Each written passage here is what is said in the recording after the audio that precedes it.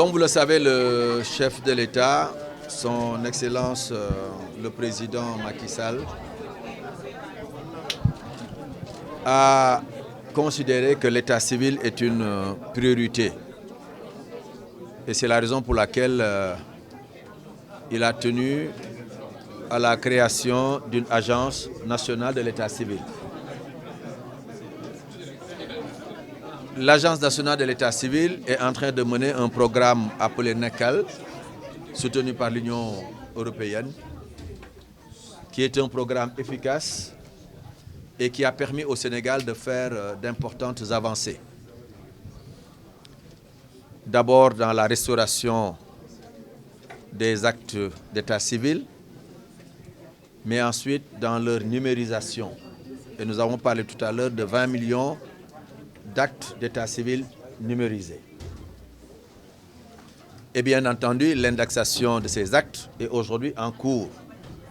Il y a plusieurs centres d'état civil pilotes qui sont créés à travers le Sénégal. Bien entendu, ce programme de direction ou de construction de centres d'état civil doit se poursuivre pour toucher l'ensemble du territoire national. Et beaucoup de centres d'état civil aussi ont été modernisés.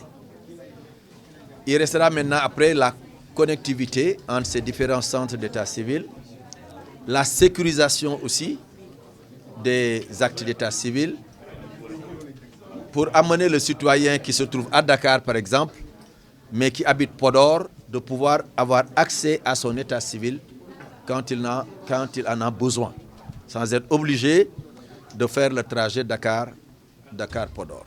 Beaucoup d'acteurs aussi d'état civil sont aujourd'hui formés.